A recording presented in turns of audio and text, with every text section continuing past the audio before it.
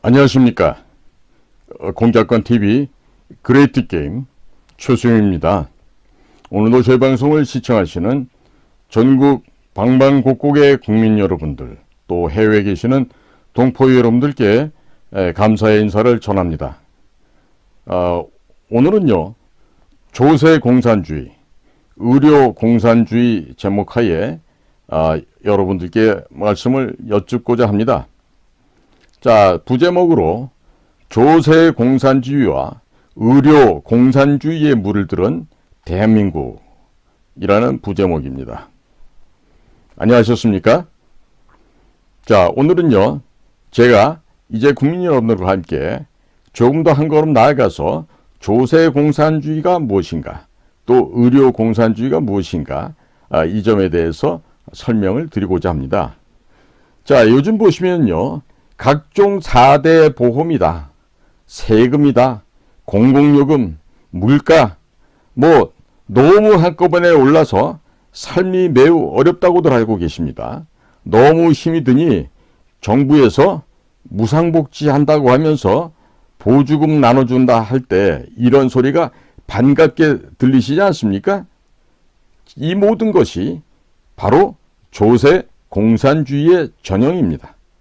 각종 세금, 4대 보험을 포함한 준조세, 공공요금, 물가 등을 올려서 주권자인 국민을 가난하게 만들고 정부의 보조금에 연명해서 살아가도록 만들어 국민을 노예화하고자 하는 전략인 것입니다. 주권자인 국민의 돈 쓸 자유, 돈 쓸 권리, 즉 소비 주권을 빼앗아 가고 국민을 노예로 만들면서 부정선거로 당선된 부패 정치인들이 정부를 구성하고 거기에 기생하고 있는 서울대학교를 비롯한 인류대학 출신의 판검사들, 또 서울대학교 출신이나 또 인류대학의 공무원, 또 언론인, 또 학자, 이런 자들이 야합해서 전 국민의 40%가 노예였던 조선시대, 즉 중세 봉건 시대로 돌아가고자 하는 것이 바로 조세 공산주의인 것입니다. 이것은 보수 정권과 좌파 정권에서 연속성을 가지고서 진행되어 왔습니다. 보수 정치인과 좌파 정치인이 한 통속이다, 이런 뜻이 되겠습니다. 서울대학교 출신 공무원들은 정권이 바뀌어도 지속적으로 출세를 하고 있으니 모두 공범이라 해야 하겠습니다. 이러한 전략은 유대 금융자본을 등에 엎은 각국의 글로벌리스트, 딥스테이트들이 개별 국가와 개별 민족 문화를 해체하여 세계 단일 정부로 만들기 위한 공작의 일부분인 것입니다. 국내에서 중산층을 어떻게 무너뜨려서 노예로 만드는지 말씀드리겠습니다. 헌법 제23조 1항은 모든 국민의 재산권은 보장한다 라고 되어 있습니다. 국민들께서 부동산을 구매하실 때에 이미 취등록세를 모두 내셨기 때문에 매년 정부에 토지 사용료를 내는 종부세는 위헌인 것입니다. 헌법에 명시된 사유재산을 정부가 임의대로 약탈해가는 것이 바로 종부세인 것입니다. 종부세는 부동산 주인이 정부에 월세를 내는 중국 공산당의 토지 공유제를 한국적인 표현에 바꿔놓은 것에 불과합니다. 추미애가 노래를 부르고 다니던 중국식 토지 공개념을 노무현 때 시행하였던 것입니다. 증여세, 상속세, 양도세 또한 같은 맥락에서 살펴볼 수 있겠습니다. 국민 여러분께서 재산을 형성하시는 과정에서 각종 세금을 이미 모두 내셨습니다. 내 재산을 내가 마음대로 자식에게 주거나 형제에게 주거나 남에게 주거나 그런 부분은 정부가 간이할 바가 절대 아닌 것입니다. 이 또한 개인의 사유재산을 인정하지 않고 있는 위헌입니다. 상속세 또한 정부가 내 형제도 아니고 또 내 부모도 아니면서 부모님 유산 가운데 최대 50%까지 가져가는 것은 세금이 아니라 뭐다? 약탈입니다. 상속을 3번만 하면 국민은 알거지가 됩니다. 멀쩡한 기업을 상속세 내려고 팔아야 하고 상속 3번만 하면 남은 돈 또한 정부가 다 가져가게 되니 결국 빈털터리가 되는 것입니다. 국민들이 납득하지 못할 세금을 만들어 놓고 국민들이 거짓말을 하게 만들고 또 세금을 못 내면 결국 범죄자로 전락하게 되는 것입니다. 이러한 식으로 중산층을 무너뜨려서 정부의 보조금에 의존하여 살게 만들면 그 국민들이 그대로 노예가 되는 것입니다. 따라서 조세 공산주의에 저항하여 조세 민주주의를 지키기 위해서 우리는 조세 민주화 운동을 해야 하는 것이죠. 헌법 제23조 1항에 명시된 개인의 사유재산 조항을 지키기 위해서 종부세, 상속세, 증여세, 양도세 이 4가지 세금에 대한 폐지 운동을 해야 하고 이를 조세 민주화 운동이라고 불러야 할 것입니다. 이것은 조세 저항이 아니라 헌법 정신을 지키는 바로 헌법 준수 사항이기 때문에 국민 모두가 조세 민주화 운동에 동참을 하셔야 합니다. 이 밖에도 술값, 담배값, 기름값, 가스값 이 안에도 각각 부가가치세가 10% 이외에도 주세, 교육세, 유류세 등 각종 이중과세들이 줄줄이 들어 있습니다. 박근혜 정부 당시 담배값이 2,500원에서 4,500원으로 인상되었는데 4,500원 안에 포함된 세금은 무려 3,323원이라고 하는 것입니다. 맥주값도 2,500원짜리 한 병에 절반 이상이 각종의 세금의 결합 부분이 되겠습니다. 종부세, 증여세, 상속세, 양도세를 없애고 술값, 담배값, 기름값, 가스값 속에 포함된 부가가치세를 포함한 이중과세를 모두 없앤다면 부동산 가격이 안정화되고 각종 물가가 내려가서 서민들과 소상공인, 중소기업인들의 숨통이 트일 것입니다. 시중에 돈이 풀리기 시작하면 일자리가 생길 것이고 청년들은 결혼을 할 수 있게 됩니다. 그러면 자녀를 양육할 수 있는 기회가 생기고 그러면 자연스럽게 출산율도 높아질 것입니다. 종부세가 1,000만 원이 나오면 집주인은 전세를 내놓을 때 전세금에 1,000만 원을 더 보태서 내놓기 때문에 결국 손해를 보는 사람들은 바로 서민들인 것입니다. 부자들한테 세금을 많이 걷어서 서민 복지에 사용한다고 하는 정부의 설명은 새빨간 거짓말인 것이죠. 매년 종부세가 올라가면 전세를 내놓을 때 매년 전세값이 올라갑니다. 그러니 이에 겁을 질린 서민들은 무리하게 대출을 받아서라도 집을 사게 되는데 경제가 안 좋아지거나 대출 금리가 올라가게 되면 대출 이자를 못 갚아서 집을 다시 은행에 빼앗기거나 아니면 큰 손실을 보면서도 부동산을 내다 팔아야 하는데 이런 과정에서 중산층이 완전히 괴멸되고 정부의 보조금을 타먹는 노예 상태로 전락하게 되는 것입니다. 이들에게 보조금을 주려고 한다면 계속 세금을 더 많이 걷어야 하니 기업과 부자들은 한국을 떠나고 한국에는 노예화된 서민들만 남게 되는 것입니다. 결국 정치인들과 공무원들만 좋아지는데 그 정치인들은 부정선거에 의해서 당선이 되고 있으니 조선시대 양반과 다름없는 지위를 갖게 되는 것입니다. 또한 각종 악법을 만들고 안정성이 검증되지 않은 주사약을 강제로 맞게 하는 등의 온갖 더러운 일들은 출세에 지향적인 서울대학교 혹은 인류 명문대학 출신 공무원들이 하도록 만들게 되면 이승만 대통령께서 건국하시면서 자유 대한민국은 조선시대 산업공상시대로 회귀하게 되는 것입니다.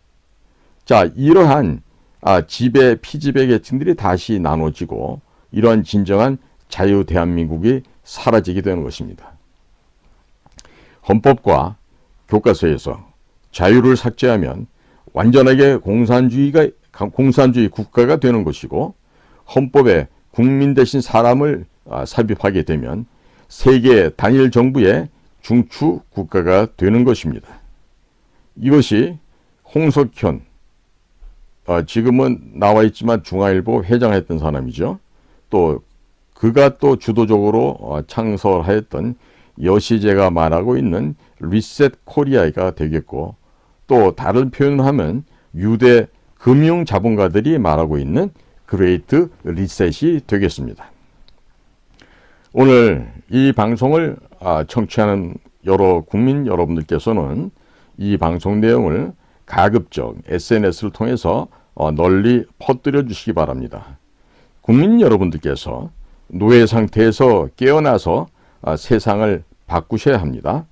대통령 한 명이 바뀌었다고 해서 세상이 절대로 바뀌지 않습니다.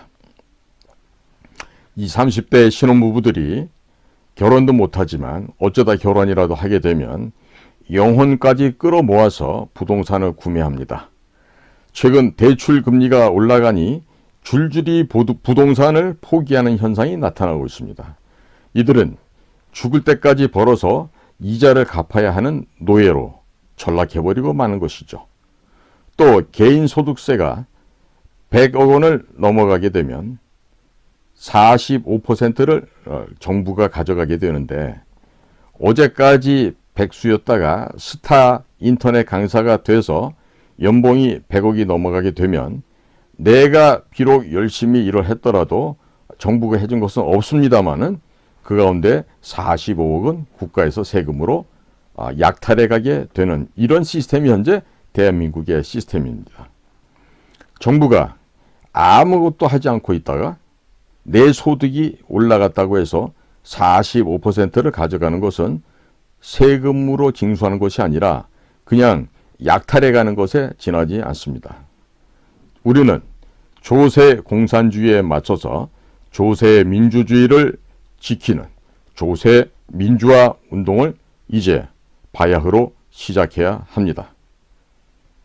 우리 모두가 깨어서 이 운동에 적극적으로 동참을 해야 하겠습니다. 자, 또한 문재인 정권 때 법인세를 지방세 2.5%를 포함하여 27.5%까지 인상시킨 바 있습니다. 그리고 52시간 근로제를 시행하고 최저임금을 급격하게 인상하였고, 민노총의 불법 폭력 집회를 모두 방치하여 기업들이 많은 숫자가 해외로 떠나버렸습니다.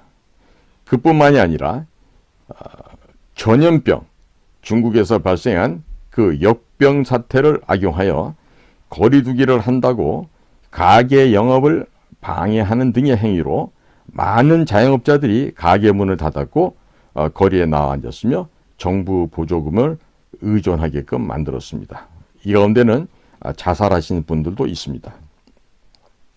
이 모든 것이 조세 공산주의와 의료 공산주의에서 비롯된 정책들입니다. 그 결과 기업들은 해외로 나가고 국내의 중소기업 및 자영업자들은 망하고 일자리는 줄어들고 청년들이 돈이 없어서 결혼을 못하니 출산율은 자동적으로 줄어들게 되고, 또 이 결과 인구 감소로 인하여 나라가 해체 위기로 접어들었다 하겠습니다.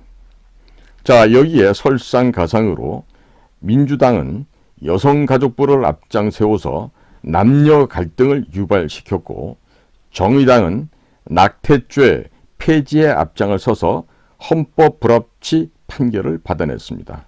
하루에 약 3천여 명의 낙태가 이루어지면서 새로운 생명들이 사라지고 있고 1년이면 약 110만 명의 새 생명이 이 세상에 빛도 보지 못하고 낙태로 인해서 사라지고 있습니다. 유대 금융 자본, 딥스테이트의 인구 감축 계획을 그대로 실행하고 있는 것이 민주당과 정의당입니다. 그리고 싸우는 척하면서 들러리만 서주는 것이 국민의힘입니다. 국민의힘은 2009년에 중국 공산당과 업무교류 협약을 맺은 중국 공산당 하부 조직이지 보수정당이 아닙니다. 즉 중국 공산당 조선 총독부의 1중대, 2중대가 대한민국의 여당, 야당들인 것이죠. 국민 여러분, 이런 점에 대해서 착각하시면 큰일이 납니다. 그래서 계속해서 조세 공산주의가 미국과 유럽을 어떻게 망가뜨렸는지에 대해서도 말씀을 드리고자 합니다. 그들이 만든 기관에는요, 영국의 정보기관은 MI6, 미국의 정보기관인 CIA, 또 미국 연방준비제도 이사회, FRB라고 하죠. 이런 것들이 있습니다. 미국의 연방준비제도 이사회, FRB는 한국은행과 같은 미국의 국책은행이 아닙니다. 유대 금융자본이 만든 달러 화폐를 발행하는 민간 기업이고 여기에 이사들은 모두 영국계 사람들로 구성되어 있습니다. 자, 미국 정부가 전쟁을 일으키게 되면 FRB에서 전쟁 자금을 빌려오고 또 그에 대한 이자를 지급하게 됩니다.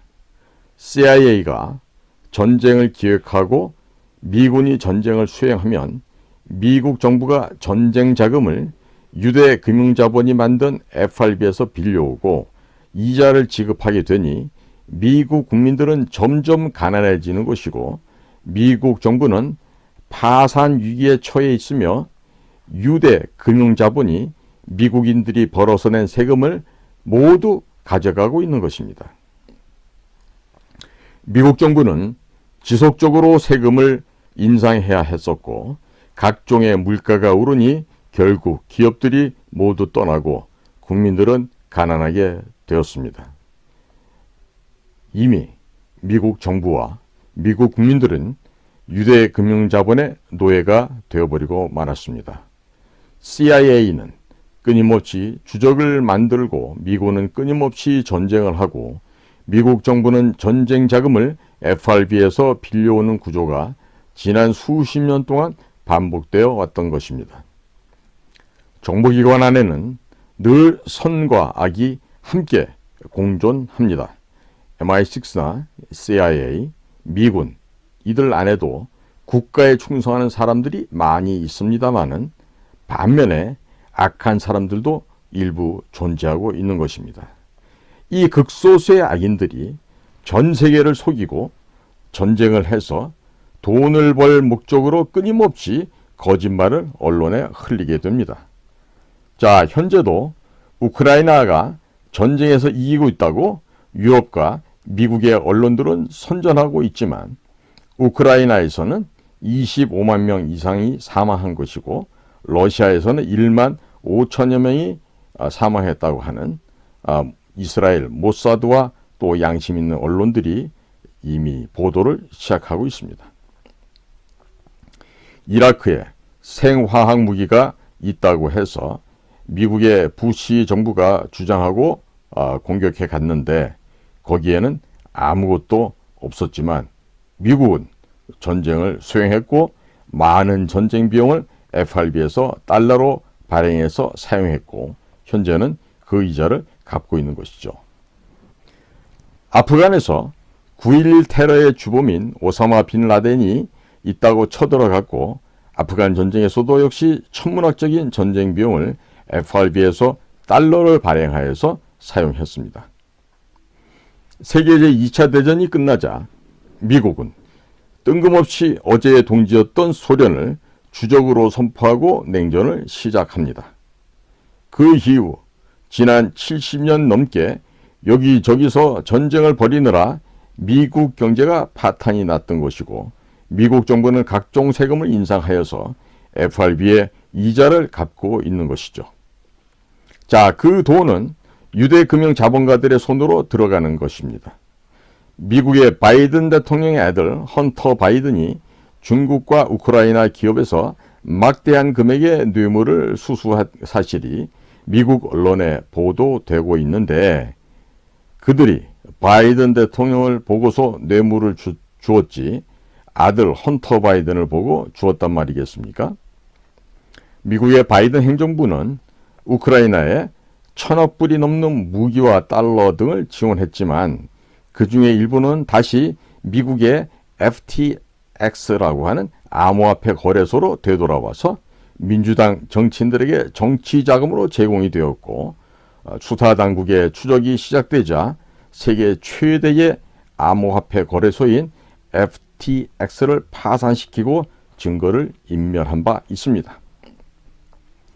1,000억 달러가 넘는 전쟁 비용을 FRB에서 달러를 발행해서 사용을 하고 그 이자를 줘야 하니 바이든 대통령은 세금을 더 올리겠다라고 합니다. 국민들은 세금을 더 내야 하고, 따라서 미국 인구 92%가 식료품조차 구매하는 데 비용의 부담을 느끼고 있다고 합니다. 자, 바이든 대통령은 자국 내에서 셰일가스 파이프라인은 잠궈버리고 그 결과로 유가가 폭등하게 만들었습니다. 트럼프 대통령 때는 유가가 내려가고 일자리가 넘쳐서 교도소의 죄수들까지도 일자리를 얻을 만큼 일자리가 넘쳤었는데, 대통령 한 명이 바뀌자 미국이 매우 이상한 모습으로 변해가고 있는 것입니다. 바이든 대통령이 당선되는 과정에서 수많은 부정선거의 증거들이 나왔음에도 불구하고 미국 연방정부, 주정부의 선관위원들, 법조인들이 모두 침묵하였습니다.